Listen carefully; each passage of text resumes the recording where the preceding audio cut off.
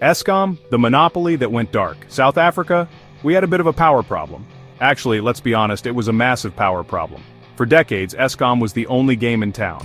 They controlled the power, and sadly, they didn't always control when the power was actually on. Remember those load-shedding schedules? Talk about your mood lighting. Eskom, drowning in debt and struggling to keep the lights on, sometimes literally, became a symbol of a system needing a jolt. It was like trying to run a marathon with a tortoise carrying a refrigerator on its back. Something had to give. The government knew things had to change. Enter the Electricity Regulation Amendment Act, ERA. Think of it as a defibrillator for South Africa's energy sector. This wasn't just a tweak, this was a complete system reboot. The ERA was signed into law in 2024, and it was like someone finally opened the curtains and let the sunshine in. Metaphorically, of course, because, load shedding. This act was all about breaking up Eskom's monopoly and creating a competitive electricity market. Competition, my friends, is a beautiful thing.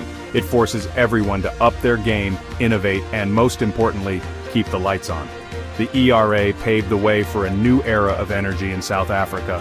No more relying on one entity to power an entire nation. It was time to share the grid.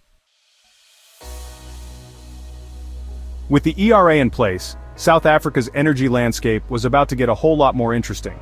Picture this, a multi-market system where different players could buy and sell electricity. We're talking market transactions, bilateral deals, and even regulated transactions for essential services. But hold on, we need someone to direct this energy orchestra, right? That's where the transmission system operator, TSO, struts in. The TSO is like the conductor, ensuring everyone plays their part and the energy flows smoothly. They're responsible for the grid, facilitating access for new players, and ensuring transparency in pricing. No more shady backroom deals. And let's not forget about the rising stars of the show, independent power producers, IPPs.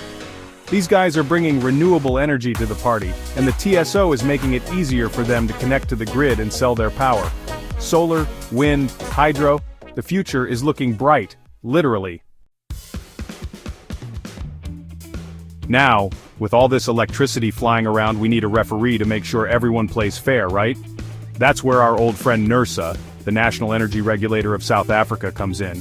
They're still the boss when it comes to issuing licenses, setting tariffs, and ensuring everyone sticks to the rules.